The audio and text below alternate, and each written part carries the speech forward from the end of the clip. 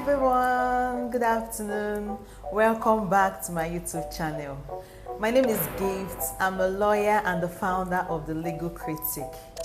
If you know you've not subscribed to my YouTube channel, please click on the subscribe button and don't forget to turn on your notification post so that you'll be the first to know whenever I make a post. Hello guys, so in today's video I'll be analyzing the Violence Against Persons Prohibition Act of 2015.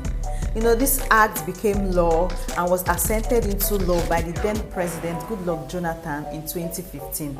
The act prohibits all forms of violence, both in public and private life. The act also provides maximum protection and effective remedies for victims. And don't forget, there is also punishment for offenders. This act is made up of 46 sections.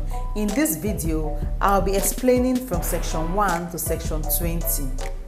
Section 1 talks about the offense of rape and states that a person will be liable for rape if the person intentionally penetrates either the vagina, anus, or mouth of another person with his own body, any part of his body, or with anything else.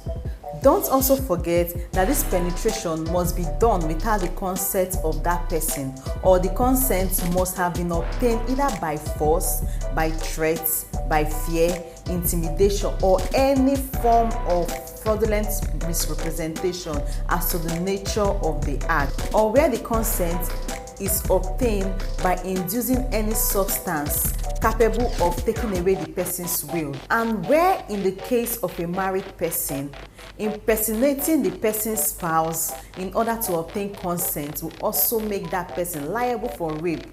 And where such person is convicted, take note that the offense is life imprisonment. However, where the offender is a minor in this case means someone that is 14 years and below, or where the offense is committed by a group of people, then the minimum punishment is 20 years without any option of fine. The Act also makes provision for award of damages or compensation to the victim when necessary. You know, I must commend the lawmakers for including this in the section because this is a criminal offense, and generally criminal offenses are not offenses committed to persons individually. They are offenses committed to the government. Hence, any fine levied is usually paid to the government, and most of the times it's just imprisonment. But in this case, you are like there will be damages or compensation whenever it is required to the victim, and this is a welcome development. I really commend the Violence Against Persons Act and the lawmakers for including this section. However, I must say that this section 1 sub 1 paragraph A, which talks about rape, is ambiguous. My reason is because there are many instances where there will be penetration or where penetration can occur, and this will not amount to rape. So in my opinion, I'm of the view that this section should be added to state that such penetration must be with an intention to derive sexual satisfaction by the person doing the penetration. In that way, it can also amount to rape. And don't forget that the government is mandated to keep record of sexual offenders. So if you think you commit rape and you go to court and do the trials and that is the end, no. Your name will forever be in the government registry, and this registry is accessible to the public. So just be very careful on the kind of crimes you have to commit, because even your great-grandchildren will even have access to your name if you're a sexual offender. Another section I want to talk about is section 9 of the Violence Against Persons Act.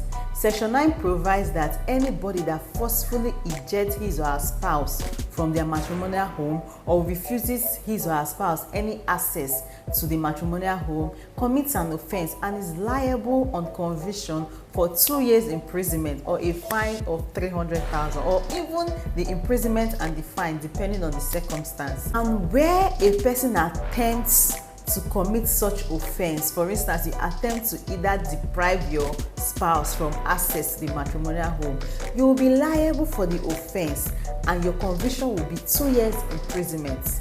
And anybody that aids you or cancels you will also be liable. However, their imprisonment or their punishment will be less than a year or 1 year, as the case may be. So if you know you're a man, you're a woman, and you want to deprive your spouse from access to your matrimonial home. Note today that it's an offense, and on conviction you'll be liable for 2 years imprisonment or for a fine of 300,000. So choose wisely. Whenever you have issues with your spouse, try to settle it amicably, because when it goes sour, the person can bring up a charge and you'll be convicted for 2 years, guys. Another section I want to bring to your notice is section 11 of the Violence Against Persons Act. This section provides that a person will be liable for an offense if the person causes mischief or damages to a property of another person. So if you're fighting with your neighbor, with your friend, and you eventually damage his or her property, just know that you've committed an offense. And if with the intention, you damage that property with the intention of causing distress to that other person, you shall be liable on conviction, and your imprisonment is 2 years. So whenever you're having issues with your neighbors, your friends, your relatives, just don't damage their property with the intention of maybe trying to punish them, because if they go to the police station and you're eventually convicted, you will go to the prison for 2 years. Section 12 of the Violence Against Persons Act provides that a person who causes forced financial dependence or economic abuse of another person commits a crime and is liable for 2 years imprisonment. What does this mean? For instance, you have a spouse, or you have a child, or you have an apprentice, and you force that person to be always dependent on you just because you have the money. Know ye today that you're committing an offense, and this offense is liable on conviction for 2 years imprisonment. So let's be guided with our actions. You should also note that you will also be guilty of the offense where you attempt to commit the offense. This type of offense is very common with people in abusive relationship, whether it's parental, whether it's marital, whether it's friendly. This kind of offense is usually common among them, and this is my duty to bring to your attention that wherever you're having a relationship and someone is maybe trying to cause economic abuse, trying to make you forcing you to be dependent on that person financially, it is a crime. Knowledge is power. It is a crime, and on conviction that person is liable for 2 years imprisonment. Also, Section 13 is of the view that where somebody forcefully isolates or separates another from his family and friends commits an offense. Hey, this section is really very interesting and is liable on conviction for a term not exceeding 6 months. And where you attempt to do that or you aid another person is also an offense.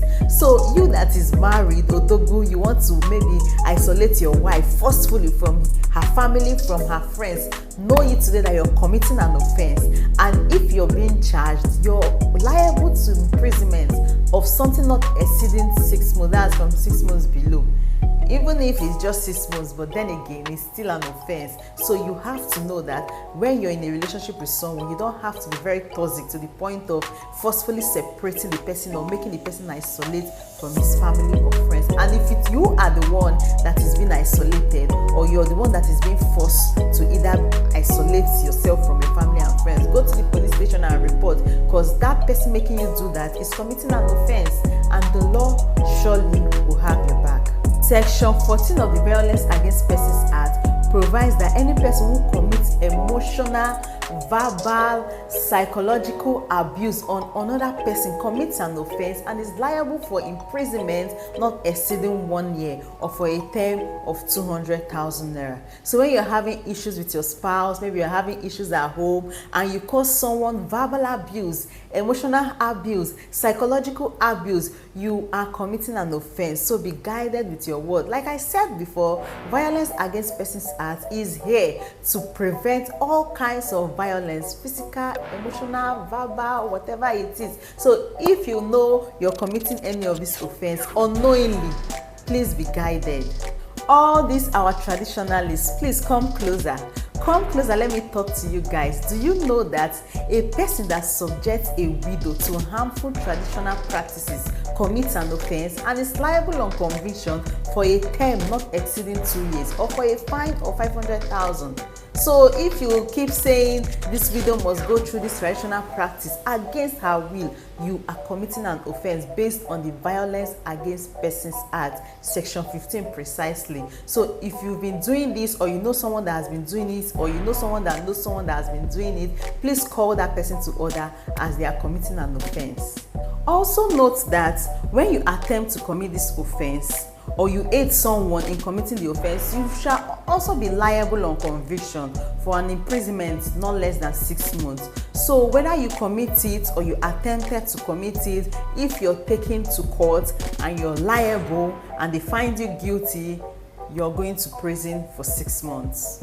For those of you who do not know, abandonment is an offense according to the Violence Against Persons Act. Now, Section 16 of the Violence Against Persons Act provides that any person who abandons his wife, his husband, or his children, or any dependent is liable on conviction for a term not exceeding 3 years. Don't abandon your spouse. If you abandon your spouse and they charge you to court and you're liable, you will go to prison for a term not exceeding 3 years. And it's also an offense if you attempt to abandon them.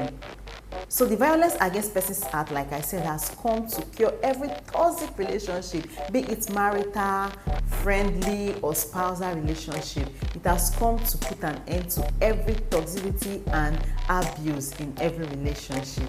Under the Violence Against Persons Act, stalking and intimidation are offenses, and such offense is liable on conviction for a term of imprisonment not exceeding 2 years or for a fine of 500,000. So if you keep intimidating someone, you're actually committing an offense, and if they take you to court, you will be liable for a term of 2 years imprisonment for intimidation. And all this stalking, whether in the internet or whether physically, if you stalk someone, you're committing an offense. And if you're reported to the police or maybe any other public officers and you're taken to court, you will be liable. And when you're liable, you'll be committed to prison to serve a term of 2 years. So please guys, don't stalk anyone and don't intimidate anyone. Thanks. Section 19 provides for spousal battery and makes it an offense for anybody, any partner to either batter his or her spouse. So if you're a woman, you beat up your husband, you're committing spousal battery and you'll be liable for imprisonment of not exceeding 3 years. If you're a man, you beat up your wife and you're being reported to the station, you've committed an offense, and when you're found liable, you will be in prison for a term not exceeding 3 years. Also, Section 20 is a very interesting section in the Violence Against Persons Act, as it provides that if you forcefully carry out harmful traditional practice against the will of another person, you're committing an offense and you'll be liable for 4 years imprisonment. What does this mean? Like if something happens and they say go and swear, and the person is saying no, I believe in God, I don't want to swear, and you force that person to do that and it's harmful, maybe to drink a harmful substance or anything, you will be liable. It's an offense. You're going to be liable on conviction. So guys, let's stay tuned and be nice to one another. Like I said, the Violence Against Persons Act is a relationship act because it came into force to amend any toxic nature we have in our relationship, whether friendly relationship, spousal relationship, or parental relationship. So this is the end of today's video. In my next video, I'll continue from section 20 down to the end of the Violence Against Persons Act. Please stay tuned, click on your notification post so that you'll be the first to know when I drop the next video. Thank you very much guys. Thank you for staying around and watching my video. And if you've not subscribed to my YouTube channel, please subscribe to my channel and show me some love. See you on my next video. Bye.